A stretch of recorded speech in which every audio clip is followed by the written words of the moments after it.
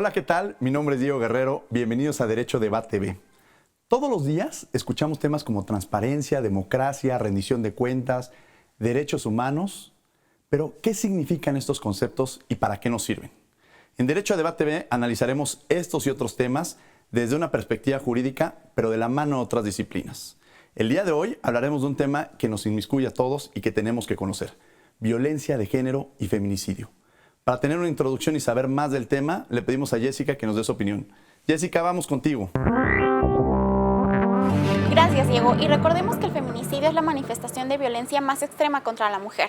Y prueba de esto son las cifras del Secretariado Ejecutivo del Sistema Nacional de Seguridad Pública. En 2018 reportaron 3.607 homicidios contra mujeres y solamente 861 de estos fueron clasificados como feminicidios. Más allá de que esté incluido en el Código Penal Federal, también tenemos que hablar de las condiciones y términos bajo los que está aprobado en los códigos penales locales y también de las investigaciones que se desarrollan en los ministerios públicos, pues esto nos impide conocer el universo. El INEGI, asociaciones y observatorios que se dedican a la investigación de estos temas tienen otras cifras completamente diferentes y es difícil conocer el universo porque no hay perspectiva de género en los ministerios públicos. Hace falta recursos y hace falta una práctica cotidiana de las formas en las que estas causales se van determinando y por lo tanto terminan en tipificarse como feminicidio. Necesitamos conocer el universo para saber qué tan grande es el problema y cómo podemos enfrentarlo. A esto sumemos también los protocolos de prevención y acción. Los ciudadanos no nos hemos involucrado como tal. Tenemos que avanzar a una cultura que realmente sea libre de violencia contra la mujer. Es un problema que estamos enfrentando y es un problema que tanto autoridades como ciudadanos nos corresponde involucrarnos. Volvemos contigo. Gracias, Jessica, por brindarnos esta opinión y estos comentarios que ya nos empiezan a introducir en el tema. Ahora vamos a conocer a nuestros invitados.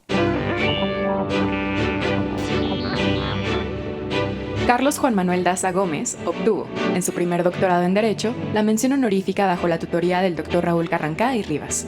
El segundo doctorado, obtenido en la Universidad de Sevilla, España, le confirió la distinción magna cum laude con la tesis Imputación objetiva en la participación y tentativa culposas. Tiene 3 especialidades en ciencias penales, una de ellas en victimología por la Universidad de Sevilla. Además, estudió filosofía en la Universidad de Múnich, Alemania, y es profesor honoris causa por la Universidad Autónoma de Tamaulipas, la Universidad de Lomas de Zamora y la de El Salvador en Buenos Aires, Argentina. Ha sido académico desde hace 33 años y es presidente del Colegio de Profesores de Derecho Penal en la UNAM.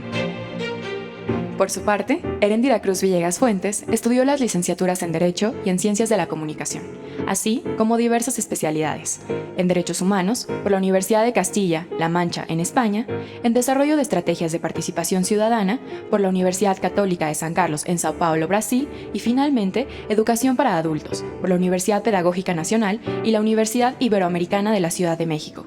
Fue directora del Centro Nacional de Comunicación Social y parte de la Red Nacional de Organismos Civiles en Derechos Humanos, Todos los Derechos para Todas y Todos, ACE. También se desempeñó como fiscal especializada de personas desaparecidas en la Procuraduría General de la República, así como comisionada para la atención de los derechos humanos del Estado de Oaxaca. Actualmente es 4ª visitadora de la Comisión Nacional de los Derechos Humanos.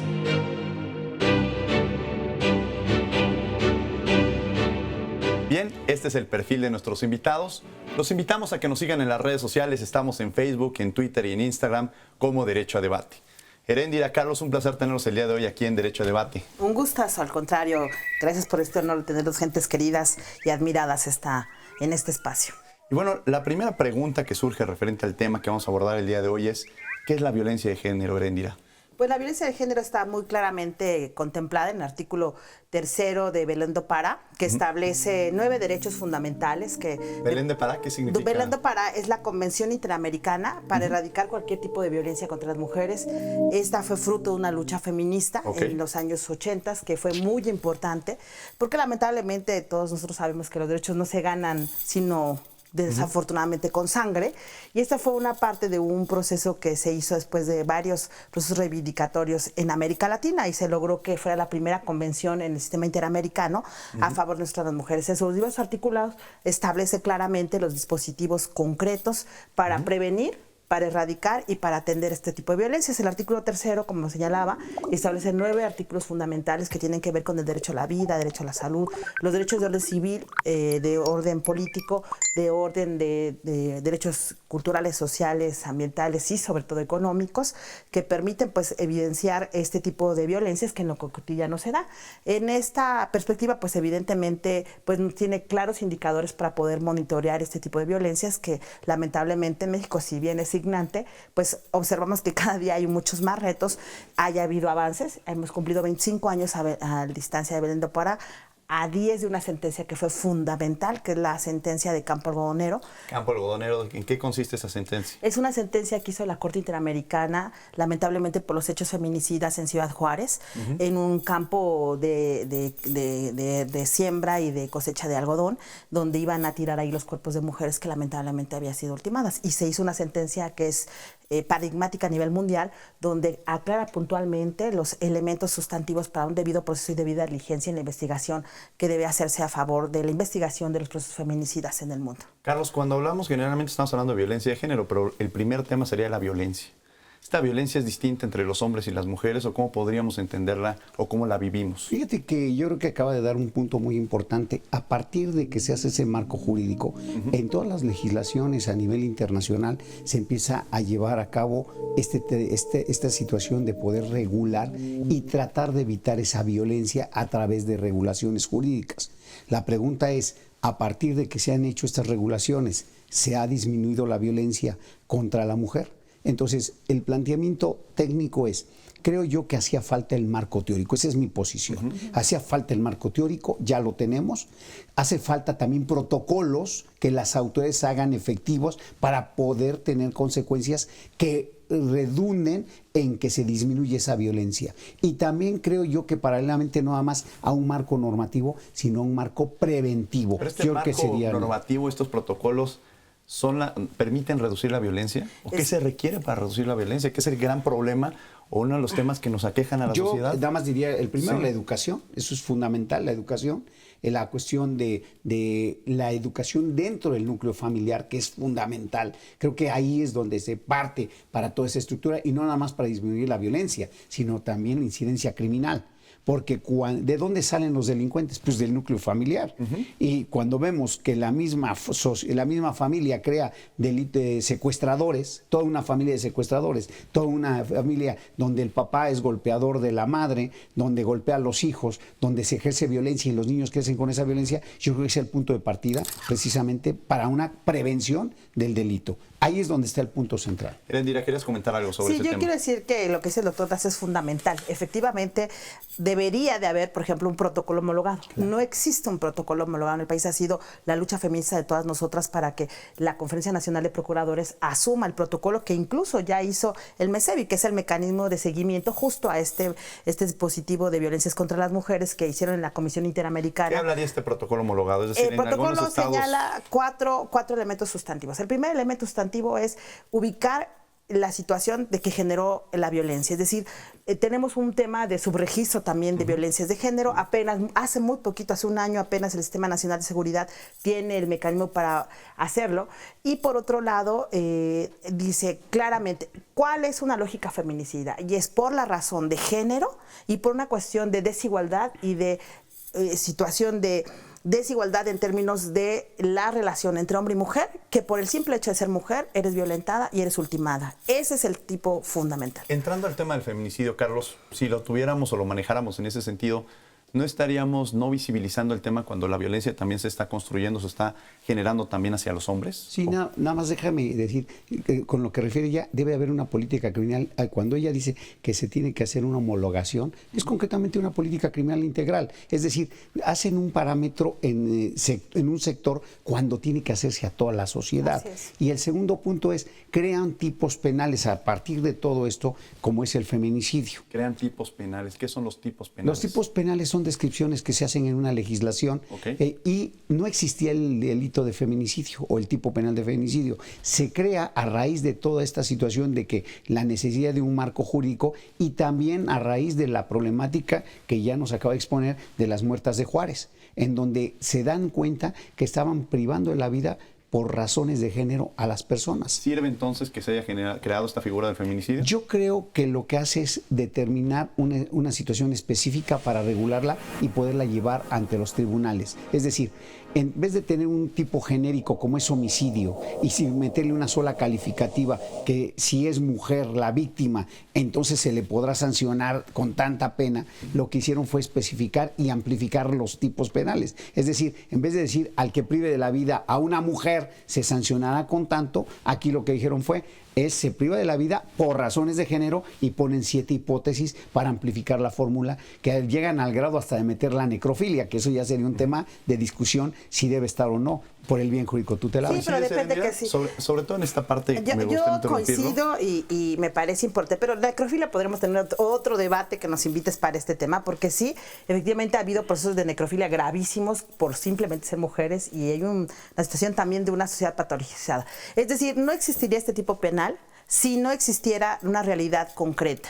Y la realidad concreta es que lamentablemente tenemos una gran asimetría de poder entre hombres y mujeres. Efectivamente, hay un constructo de poder donde lamentablemente nuestro cuerpo, que es nuestro territorio, tiene una afectación formal y por eso se crea el tipo penal. Ahora, socialmente, ¿no? Quizá, como mencionaba en el caso algodonero, nos permite de alguna manera generar una visibilización en una violación en materia de derechos humanos, como lo que habían comentado. Sin embargo, en términos jurídicos, abocándolo en esta parte jurídica, ¿se vuelve funcional? O sea, yo creo que en términos sociales y políticos sí, pero en términos jurídicos, Carlos, ¿se vuelve funcional que existe este tipo? Desde mi punto de vista, sí. Claro, primero era necesario. Yo siempre me he planteado, era necesario o no necesario. Pero no hace más difícil en los escenarios que tú facilita, porque al momento de amplificar la fórmula, por ejemplo, exponer un cuerpo de una mujer que acaban de privar de la vida públicamente, ya estamos hablando de feminicidio. El hecho de que por cuestiones mutilarla con cuestiones sexuales también ya es un feminicidio. O el simple hecho de que ya venga desde una violencia dentro del núcleo familiar, esto también ya está llevándolo. Creo yo que fue acertado crear el tipo penal y amplificar la fórmula, porque es la manera más práctica en que no pueda haber impunidad. Porque de lo contrario, cuando dejas una fórmula muy genérica, le vas a dar interpretación. Te pongo la pregunta, si tú hubieras puesto mujer y una persona que ya adquirió el género de mujer jurídicamente, pero y también que se operó y que ya funciona como mujer, digámoslo de esa manera. La pregunta es, ¿a él también lo vas a meter dentro de esta hipótesis? Claro que sí. Desde luego, ¿no? Claro que sí, y es importante. Ahí está ya. Y lo que dice el doctor. Porque se amplificó. Sí, pero además es fundamental. O sea, yo considero que el tipo penal, como el caso Mariana Lima, que es paradigmático también. Mariana Lima, ¿cuál es el caso Mariana Lima? Es un caso que la Suprema Corte atrajo, porque justo el punto es que la lógica de tipificar era que se suicidaban las mujeres por otro tipo de lesiones y no se asumía socialmente ni penalmente una lógica del orden de castigo que merece una situación de este orden. Entonces, en el caso Mariana Lima es paradigmático para nosotras mujeres porque la Suprema Corte le endereza la plana al Estado de México señalando puntualmente elementos feminicidas de esta persona que lamentablemente fue ultimada por su pareja y que aparece en la necropsia como un suicidio.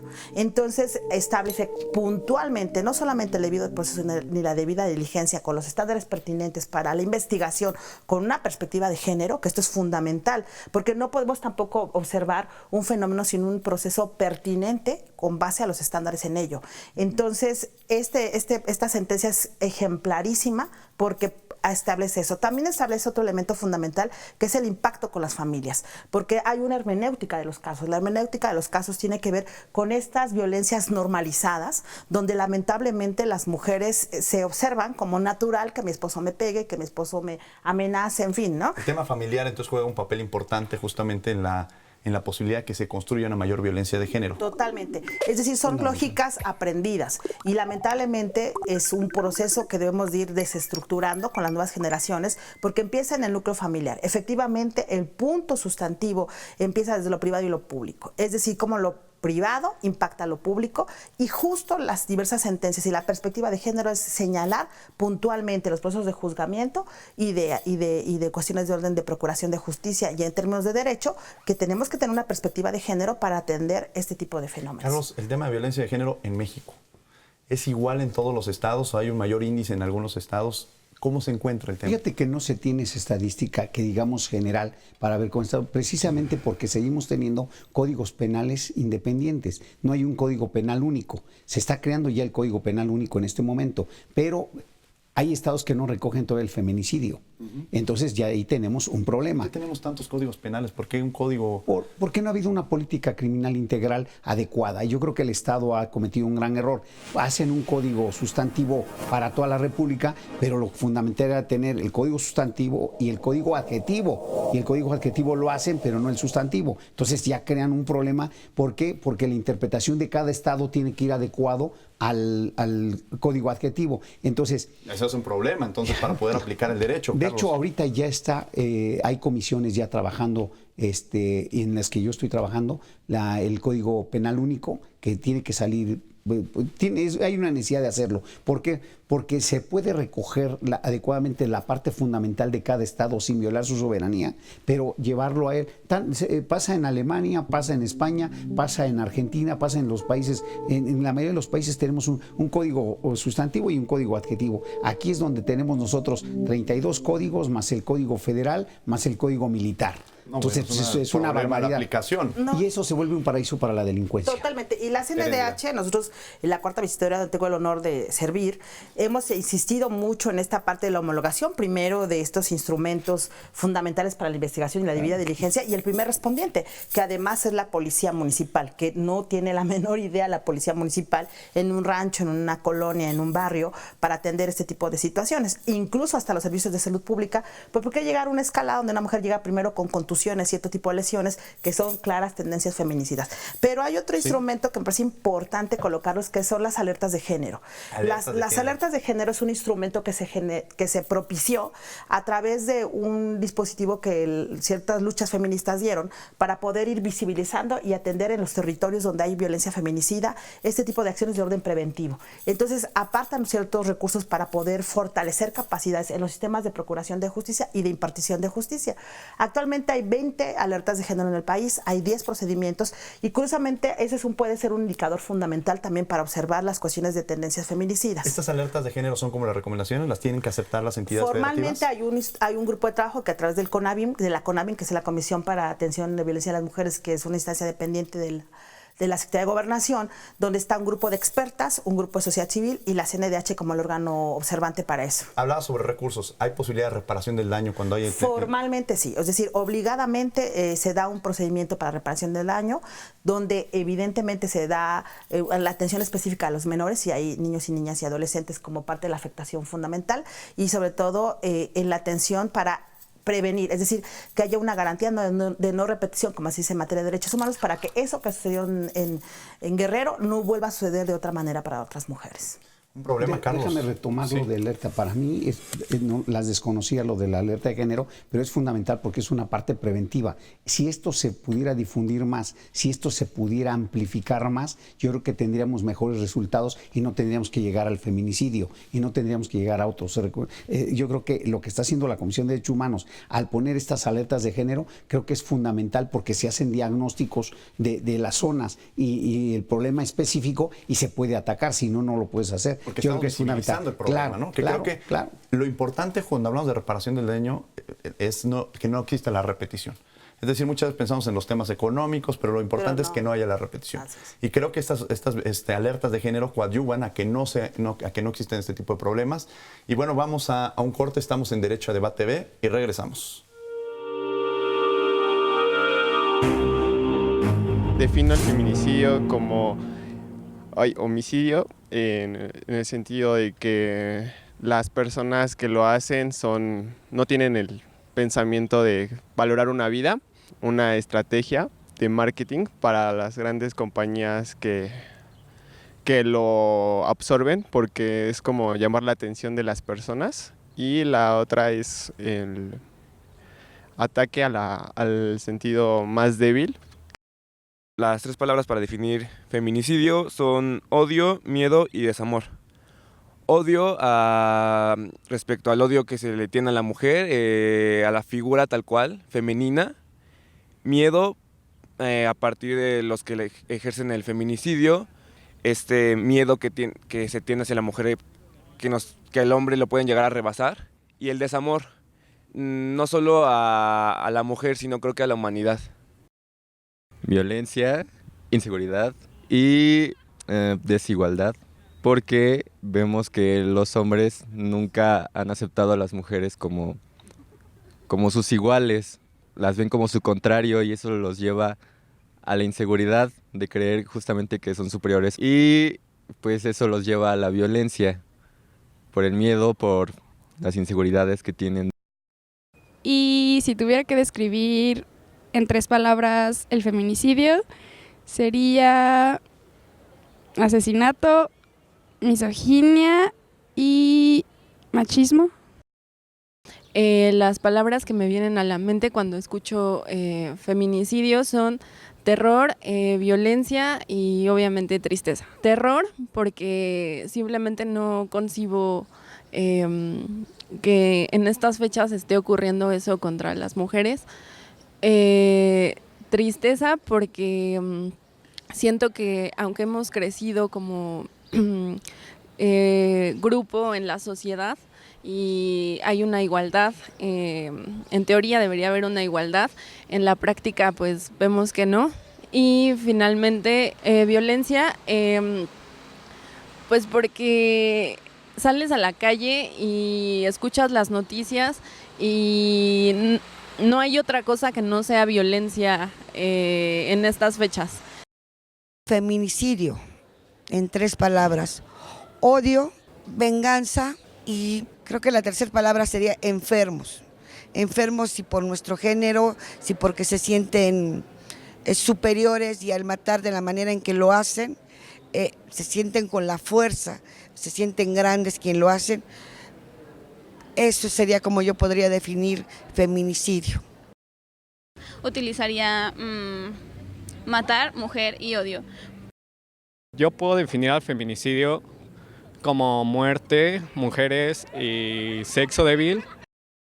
Feminicidio en una palabra o en 3 palabras, yo lo definiría en una palabra. Es un horror lo que está pasando en nuestro país, un terror verdaderamente.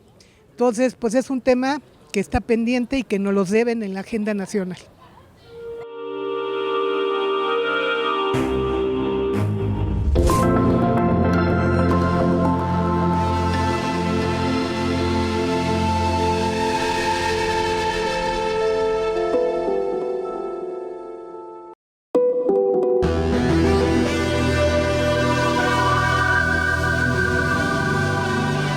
Estamos de regreso en Derecho a Debate B. Estamos hablando sobre el tema de violencia de género y llevarlo incluso a uno de los temas más graves y lamentables que se pueden vivir en una sociedad, que es el feminicidio, los elementos que caracterizan este feminicidio y sobre todo un tema muy interesante que nos hablaba Jessica en su comentario, que es precisamente el tema de los datos.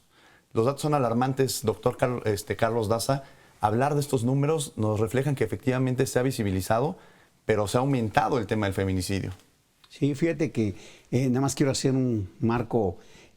Hay un trabajo de Jim Bernard-Lee donde dice que en donde existía pena de muerte, cuando se abole la pena de muerte se disminuyen los homicidios y en donde se impone la pena de muerte se aumentan los homicidios. Se crea el tipo penal de feminicidios y entonces te quiero dar el dato que me está facilitando Herendia sobre cómo han estado las estadísticas del 2015 a la fecha. Y aquí te da un marco conceptual de efectivamente cómo está manejándose esto. Por ejemplo, mira, el dato que tenemos es que en el 2015 hubo 411. En el 2016, 602, va incrementando. 2017, 742. 2018, 884. Y ahora, de enero a agosto del 2019, van 638. Y todavía nos queda septiembre, octubre, noviembre, diciembre. En 4 meses puede rebasar los 884. También debemos de entender que cómo se saca esta estadística. Acuérdense que, por ejemplo, si una mujer aparece muerta, la van a poner cadáver de mujer desconocida, pero no le ponen feminicidio. hasta que no se investigue y se pueda determinar. Entonces, esas hace variables en cuanto a la estadística, aunque para mí es una muy buena referencia de que a partir de que se crea el tipo penal de feminicidio, se incrementa. Con mayor profundidad. Yo quiero decir que lo que dice el doctor es fundamental.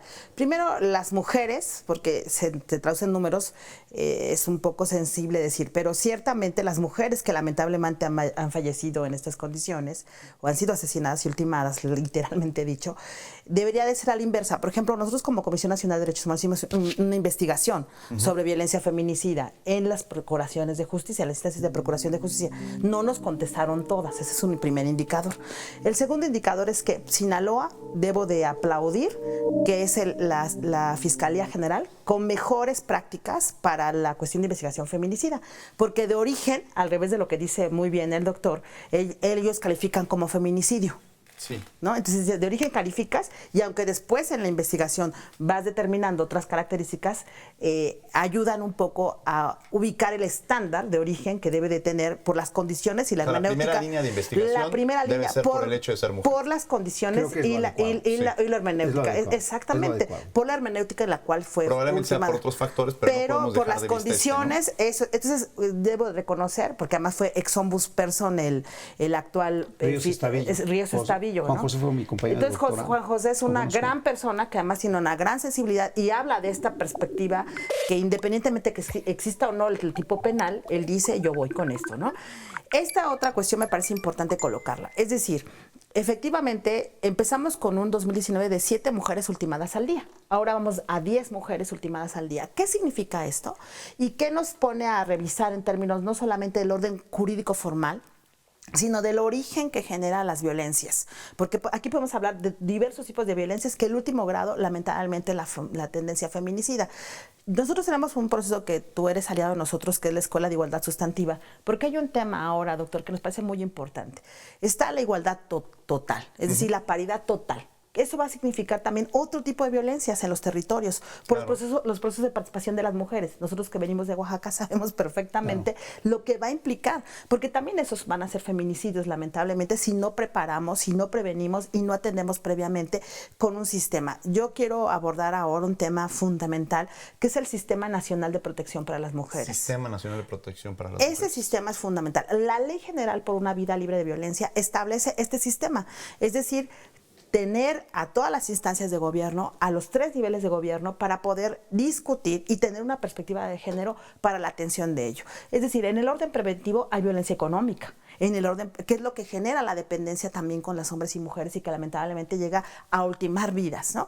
El otro tema tiene que ver con las violencias en el orden de salud, por ejemplo, la violencia obstétrica, que también tiene una derivación de muertes maternas. Sí, son las principales otra situación también muy grave es por ejemplo, México, es una pena decirlo, tenemos embarazos infantiles. Somos de los primeros lugares en América Latina y en el mundo el tercero.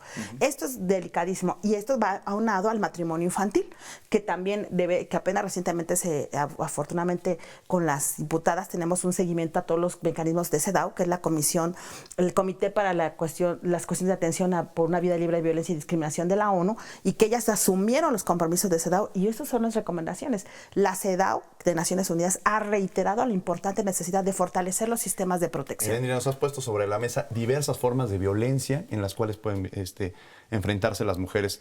Carlos, eres penalista y te toca vivir, ahora sí que enfrentar todo el sistema de justicia, vivirlo todos los días. ¿Están sensibilizados los actores que están inmiscuidos? Es decir, cuando llega alguien al Ministerio Público y presenta la denuncia, ¿hay una sensibilización de los ministerios públicos? Creo que sí hace falta. O sea, a pesar de que hay protocolos, no son suficientes. Porque llega el familiar y le dicen, bueno, pues ya vayas a llorar. Hay una falta de sensibilidad. O desaparece la chica y esperen 72 horas, sí, ¿no? Seguramente eso se me hace una tontería. O sea, siempre hay una justificación, Eso ¿no? creo que ha creado impunidad y ha creado que no se lleven adecuadamente las investigaciones. En el momento en que no aparece una persona, tiene que activarse todo lo que tenga la sociedad, medios de comunicación, pero sobre todo la Procuraduría tiene que hacer una investigación. Yo siempre he pensado que debe de haber investigadores para este tipo de cosas. ¿La Procuraduría ha jugado ese papel? Mira, yo lo he comentado, ha sido parte de una propuesta que yo tengo, que por ejemplo, si no aparece una persona, inmediatamente se activen todos los protocolos para efecto de que se investigue. Si después sale que se fue con no pasa nada. Claro. Pero activó una alarma que era necesaria. En cambio, si tú esperas esas 72 horas, lo que está previsto internacionalmente es que en 48 pasar muchas cosas, que en 48 horas, que las tiempo. primeras 48 horas son fundamentales para poder investigar un hecho, porque si no, se van borrando todos los vestigios de una investigación. Entonces, creo yo que es fundamental que en el momento en que no aparece, había 5 jóvenes desaparecidos hace una semana, que aparecieron después, pues, ¿y qué hicieron? No hicieron los protocolos, simplemente esperaron a que aparecieran, y luego ya apareció uno, ya apareció otro, y todos felices porque aparecieron, pero ¿qué pasa si aparecen muertos 5? Estamos ante un problema terrible. Y hay un protocolo homologado a diferencia del feminicidio. Yo fui fiscal de desaparecidos y les puedo decir que esa fue la lucha siempre para homologar con todos los estados de la República Mexicana esto.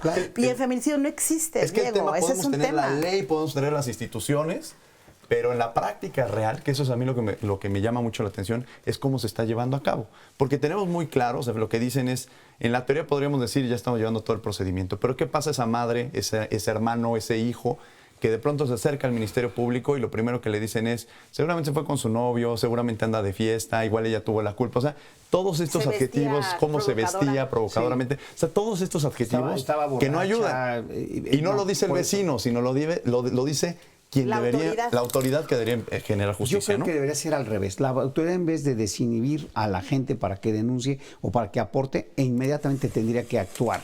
Es decir, que hubiera grupos especializados de atención de delitos de alto impacto y también que hubiera gente que atendiera personalizadamente. Ponerle a 2 gentes que investiguen de ese momento, pero no 2 policías que digan, véngase, la entrevisto aquí, la veo pasado mañana, deme usted. No. Tienen que actuar inmediatamente. Tienen ahí computadoras, tienen bases de datos, ver en redes sociales, ver en llamadas telefónicas a su grupo de amigos, ver su teléfono y darle seguimiento porque el localizador, ¿dónde está ese teléfono? Carlos, quiero ir a ese tema. ¿Qué pasa justamente en ese escenario que tú planteas? ¿Qué pasa justamente cuando no se lleva el procedimiento como se debe, llega uno al Ministerio Público y no lo hace? O sea, ¿qué puede hacer la víctima? Nosotros decir claramente que, independientemente que hay una ley general de víctimas que es fundamental y que obliga, además, ya con la reforma al primero constitucional, es una gloria para quienes defendemos los derechos humanos porque hay un estándar formal, que es el principio por persona, que obliga a tener una atención formal sobre ello. Pero algo que es muy importante que debo de comentar de lo que decía el doctor Daza, es esta importante necesidad de robustecer las instituciones del Estado, ¿no?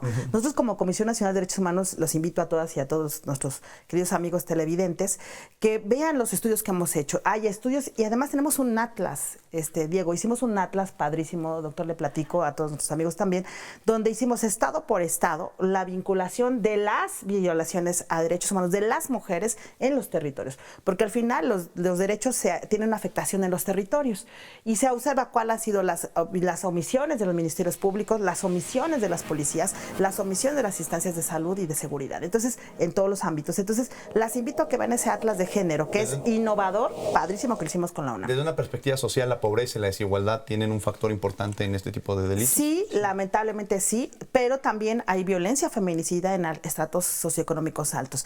Es decir, aquí hay un tema de fondo que es esta dicotomía de discriminación y violencia. No podemos estigmatizarlo. No. Curiosamente, hay ciertamente afectaciones porque las mujeres de un nivel socioeconómico alto pues tienen acceso a mayor información. También es proporcional eso y está comprobado. Sin embargo, la OCDE misma lo señala. Sin embargo, lamentablemente, este tipo de violencia y tendencia feminicida no perdona ni raza, ni clase, ni estatus. Y ni siquiera tampoco nivel académico. Déjame retomar la parte que creo que antes, no me quiero quedar con esto. Sí. Creo que es fundamental que las fiscalías, hoy fiscalías, retomen la situación de que en cuanto se presente una persona a hacer una denuncia, inmediatamente, lo que es inmediato, tenga una atención personalizada. Porque estamos hablando de una vida que no aparece, hay una persona desaparecida y no podemos nosotros decir, espérese, tome su asiento, dentro de 1 hora la voy a atender, fíjese que se sale, se va y pasan 4 o 5 horas y la gente sigue sentada. Seguramente muchas personas que nos ven ¿hace cuánto han vivido esa situación? Hay que esperar 48 horas para ver si... Y el protocolo homologado lo obliga. No, esto es obligatorio ya, esto es legislativo, debe haber una regulación y hay una regulación que debe respetarse y los protocolos se deben de seguir al pie de de la letra. Hemos visto nosotros grandes problemas de que la gente va y denuncia, me está golpeando mi marido, me quiere matar. No, pero espérese, son simples amenazas. Y al rato la persona aparece ejecutada por el marido. En Tabasco, frente al juez. Sí, frente al juez no metieron las medidas de protección, que es otra figura importantísima. A quienes nos ven, amigos y amigas, de veras es importantísimo. Medidas de protección. ¿Qué son las medidas de protección? Es una medida de apremio para poder generar una cautela hacia la persona. Es decir, judicialmente, tanto el Ministerio Público como el juzgador pueden someterse a ese tipo de dinámicas. El Código Nacional establece. Además lo establece también, efectivamente, para poder proteger a las mujeres. Y no se está cumpliendo ese mecanismo. Y justamente pasa lo que pasó en Tabasco, donde están en el juicio para el divorcio y llega y la última frente al juez. Entonces es un tema realmente grave. Y otro caso tan lamentable en Chihuahua, ¿cuál fue donde el caso de Chihuahua? el sujeto que pertenecía a una banda de narcotraficantes que mata a la novia, se hace la investigación y él confiesa en video, lleva a los policías donde está el cadáver, lo sacan al cadáver, sale esto, todo coincidía su confesión con los hechos. Cuando llegan ante el juez dice, pero no estaba un abogado junto a ti al momento de que estaban, y la dejaron libre. Pero espérame, lo más grave es que la mamá va y se para en el Zócalo. Ningún policía no le dio atención, nadie. Estaba nada más exigiéndole al gobernador que interviniera porque habían matado a su hija. Pues no llega este salvaje, este tipo, y la corretea en la Plaza Mayor y la mata ahí en pleno, y queda grabado todo esto. Ahí tienes el claro ejemplo de que la autoridad desdeña este tipo de problemas. ¿Funciona entonces el sistema de justicia ante un escenario como el que nos está planteando? ¿Te doy mi punto de vista? Sí. Creo yo que no está funcionando. O sea, me atrevo a decirlo, cuando tienes con uno solo con de este estos casos, con un solo de estos casos, claro, en los cuales no se ponga la atención, no está funcionando. Pero hay algo muy importante, Diego, porque hay un protocolo homologado justo también para los juzgadores con perspectiva de género.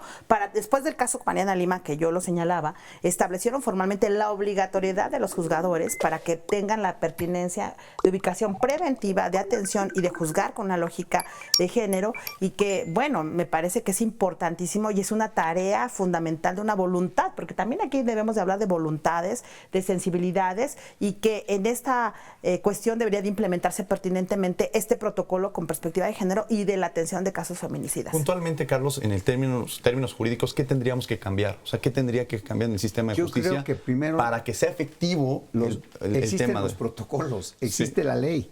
Lo que tenemos es que obligar a las fiscalías a que es el primer punto de encuentro con la víctima. ¿Obligar? Pues es que yo creo que ahí tendría que haber la denuncia por parte de la gente, la obligación de las autoridades superiores, como es el fiscal general, para que en cada una de las delegaciones tengan una atención personalizada para cualquiera de las víctimas. Yo creo que el gran olvidado dentro de todo un proceso son las víctimas, y es el que debemos de darle preponderancia. En cambio, le damos preponderancia al delincuente cuando realmente el delincuente, si quiere declara o no declara, tiene que tener su abogado y tiene 1000 recovecos para poder tener una libertad.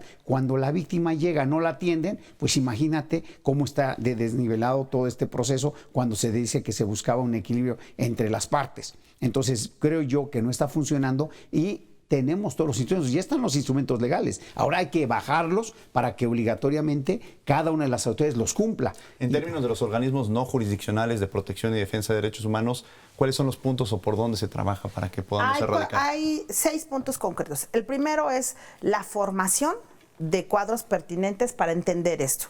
Me parece que en las escuelas hemos dicho que la currícula escolar debe de haber un tema fundamental cuando te estás formando de médico, de abogado, etcétera, para este tipo de temas de orden de atención concreto, y obviamente también en los sistemas de incentivos. Nosotros pensamos que tiene que haber un incentivo también para poder, y también una sanción, que es el tercer nivel. El cuarto nivel tiene ¿Incentivos como cuáles podremos mencionar? Puede hacer algo, por ejemplo, puede haber premios, puede haber alguna cuestión de buenas prácticas, que además hay dispositivos de tener una lógica escalafonaria que le ayude y le permita también tener en esta lógica un ejemplo para otros, para que pues, bueno, mira, si haces bien puedes tener otro nivel. En fin, y otro tema que me parece importantísimo es la educación.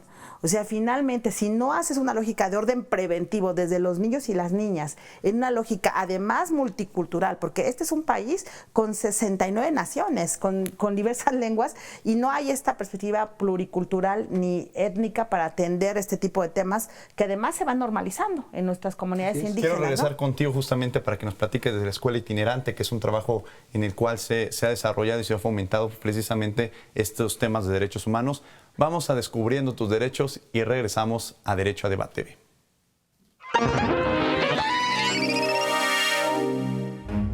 Dentro del derecho a una vida digna se encuentra el derecho a una muerte digna. Sí, aunque suene redundante. Es decir, en caso de un diagnóstico médico de enfermedad terminal en el que el paciente se prevea desahuciado durante los próximos 6 meses, este paciente puede decidir si tomar un tratamiento que prolongue su vida o no. Todo esto se puede realizar mediante un formato ante notario público que garantice la capacidad de decidir del paciente.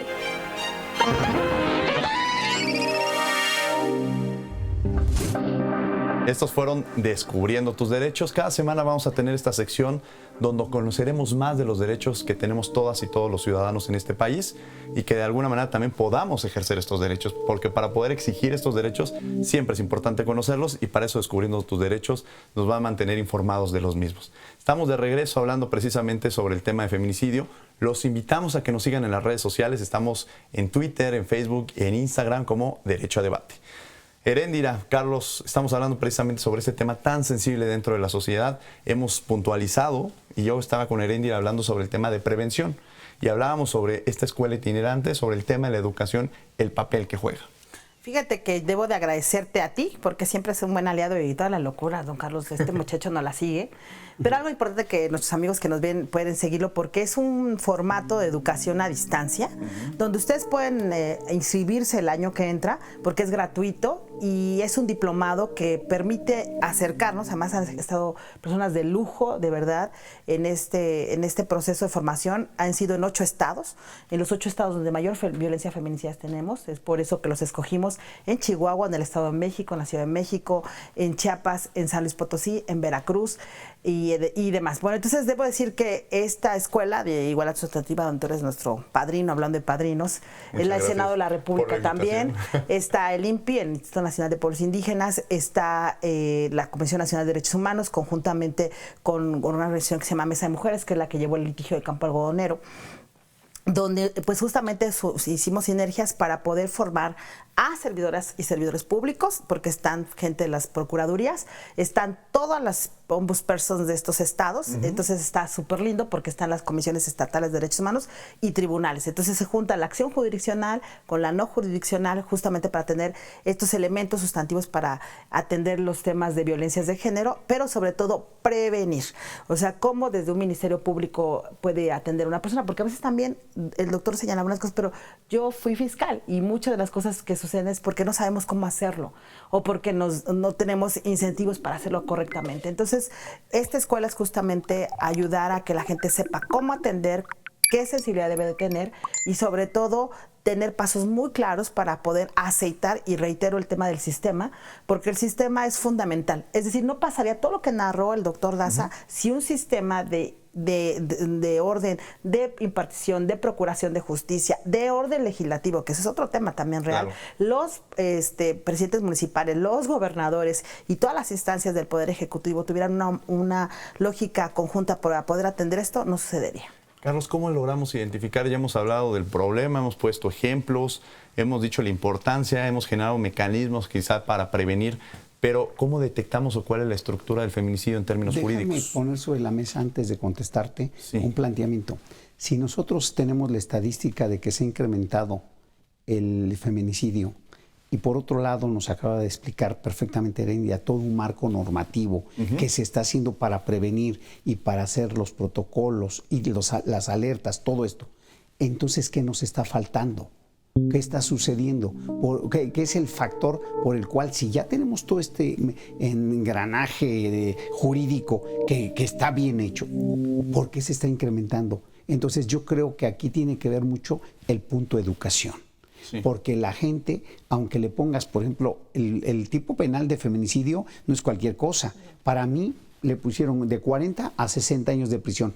Para mí es correcto cuando se cierra el arbitrio judicial, porque hay tipos penales, por ejemplo, el secuestro antes de la reforma tenía de 3 días hasta 70 años. Entonces un juez podía ponerle 1 año, año y medio a un secuestrador que priva de la vida, era una barbaridad. Entonces creo yo que en política criminal cerrar el arbitrio judicial fue adecuado. Entonces ponerle de 40 a 60, el peor panorama para un feminicida es que le van a poner 40 años de prisión, y eso es correcto para mí.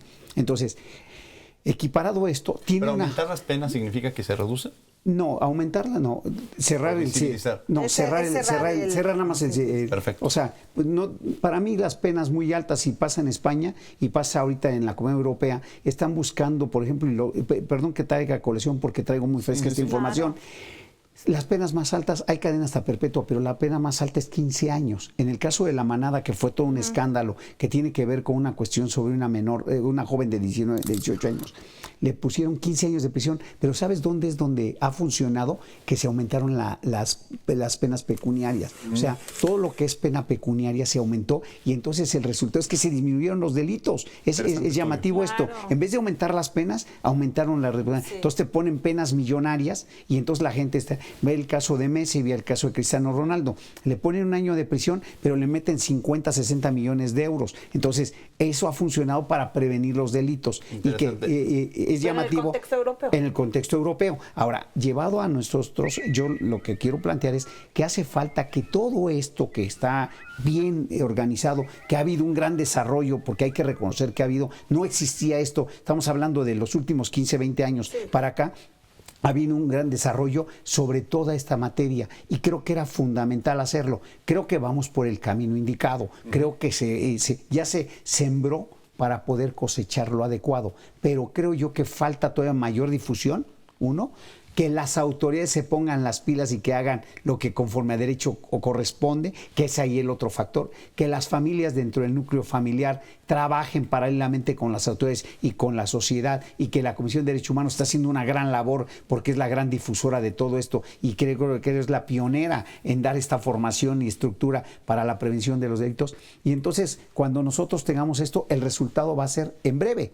Yo no creo esperar tanto tiempo para que se disminuyan los feminicidios. Yo creo que con todo lo que se está haciendo, en breve vamos a tener nosotros estadísticas muy favorables en que haya una reducción considerable en los feminicidios. Importante tema. Hablabas de las víctimas, hay víctimas directas, víctimas indirectas, los familiares, las niñas, los niños y adolescentes, que muchas veces son precisamente estos sectores en situación de vulnerabilidad y que son los más afectados y que, como lo decíamos, desde la familia muchas veces se promueve o se genera este tipo de situaciones. ¿Cómo se trabaja con estos sectores como los niños? Es muy importante lo que dices, Diego, porque nuestros amigos que nos ven deben de saber que hay un sistema nacional de prevención y atención para los niños y adolescentes, que es el CIPINA, que es un sistema nacional para poder atender este tipo de cosas vulnerables. Por ejemplo, los niños que están en tránsito, los niños que salen de la trata, los niños que son hijos de personas desaparecidas, ¿no? Y me parece que faltaría robustecer todavía una política de Estado en esto. Es decir, que todas las cuestiones de niños y niñas víctimas de violencia o de delitos de alto impacto, solamente Tamaulipas curiosamente lo ha logrado. El sistema del DIF estatal de Tamaulipas ha hecho un ejemplo muy interesante que incluso trajeron a colombianos que después del tema de la posguerra en Colombia hicieron la atención integral. Es decir, los niños que han ganado cuestiones de ajedrez, los niños que cantan en el kinder la sinfónica con la niña, tienen que ver con ese tipo de programas de incentivar a estos niños y menores que están en contextos sumamente violentos y que justamente la cultura, que es un tema que aquí, la cultura previene, la cultura promueve tejido social y la cultura debe de tener un espacio fundamental, que lo hicimos también en Juárez cuando fue lo del campo algodonero, que el mecanismo se llamaba Pacto por la Cultura, que era ir a los territorios donde estaban las señoras que iban horas a la maquila y que los niños se quedaban sobre todo encerrados, incluso hasta quemados por esta situación. Entonces, estas cuestiones, sin duda, la secretaria Alejandra Frausto tendrá una gran sensibilidad para poder tener este tipo de mecanismos preventivos con los niños para, a través de la cultura, robustecer sus valores y sobre todo prevenir. Y la otra parte también son los sistemas de protección a través de la salud y algunos otros mecanismos de reparación de daño que justo la Comisión Nacional de Víctimas, la CEAV, ahora que es el nuevo titular o la nueva titular, tendrá que tener una gran labor para poder fundamentalmente priorizar la labor en las víctimas, niños, niñas y adolescentes. ¿En qué consiste la reparación del daño? ¿Cómo podemos encontrar esta reparación del daño? Los mecanismos de reparación de daño son diferentes. Por una vía es la cuestión de la vía no jurisdiccional, cuando son recomendaciones de la Comisión Nacional de Derechos Humanos, donde hemos recomendado casos puntualmente para la atención integral psicológica, de atención, sobre todo de garantías de no repetición, que esto que pasó, que a otros niños no les vuelva a pasar, que esto es fundamental en esto, y otras medidas resarcitorias para cuestiones de desde garantizar su educación hasta la cuestión superior o media superior, dependiendo de ellos también, ¿no? Porque pues son técnicos también. Entonces, esto establece criterios en la Corte Interamericana a nivel internacional, pero sobre todo son por una vía jurisdiccional a través de un juez y a través de la Comisión Nacional de Derechos Humanos o de las comisiones estatales, dependiendo de los casos que fundamentalmente se establezcan. Que no está peleada una con otra. Puede uno seguir por la vía no jurisdiccional y puede acudir también a la vía jurisdiccional. Carlos. Sí, fíjate que quiero retomar todo lo que está planteando Heréndira porque creo que es fundamental. Yo creo que el punto de partida para poder bajar los índices de la violencia de género está en lo que acaba de plantear. Solamente falta trasladarlo a que se ponga la camiseta a las autoridades y que contribuyan, porque tú puedes hacer una ley preciosa, pero el que la aplica, la interpreta de una manera, ya no sirvió esa reforma. Entonces, si ellos están haciendo un gran esfuerzo, están haciendo todo este tipo de protocolos, todo este tipo de normatividad que para mí es fundamental, y la trasladamos para el factor humano, ahí es donde está fallando. Yo creo que ese es el punto central de la falla que tenemos hoy. Es importante la normatividad, lo dices, y a veces dicen, ¿para qué sirven los abogados o para qué sirven las leyes? ¿Para qué? ¿Para qué? Para esta exigibilidad de alguna manera, claro, que podamos exigir estos derechos, ¿no, Carlos? Es fundamental, porque si los tienes ahí, pues exígelos. Y luego que la autoridad te dé la razón. Pero entonces, conócelos, ¿no? Pero claro, hay que difundirlos para que la gente lo conozca. Y la autoridad los debe conocer primero para poderlos difundir. Que ese es ahí otro de los grandes factores en los que falla. Entonces, ¿qué necesitamos hacer? Pues que todas las autoridades, y estoy hablando de jueces, magistrados, ministros, y sobre todo en las fiscalías, y el factor también de derechos humanos, todos tienen que tener un mismo planteamiento: la protección de la víctima, la prevención de los delitos. Cuando tú viene la persona llorando y trae un ojo morado porque le pegó el marido y dice, ay señora, pues es su esposo, no pasa nada, y le dice, váyase a su casa porque esto ni es un simple lesión baja, pues ese ya es un foco rojo o un indicador de que no se está atendiendo a la víctima. Ese es el comienzo. Si no hay una reacción del Estado en ese momento, eso se traduce en un homicidio. Ahora, hay una parte, ya hemos dicho, las autoridades tienen una responsabilidad. A nivel de educación también las universidades tendríamos una responsabilidad, los medios de comunicación difundiendo esta parte. Totalmente. También tenemos una gran responsabilidad. Totalmente, son fundamentales. Nosotros desde la Comisión Nacional de Derechos Humanos ahora tenemos una cuestión muy importante que primero también son los lenguajes. El lenguaje de género es muy importante para empezar. Sí, claro. Y segundo, los estereotipos, porque también los medios de comunicación refuerzan estereotipos de sometimiento desde las películas de Sarita García, que con todo respeto, que es la mujer abnegada, subyugada, ¿no? Obediente, que se viste, que son estereotipos y que generan discriminación y violencia. Entonces, y si tienes un tatuaje eres malo, entonces, ese es otro tema, ¿no?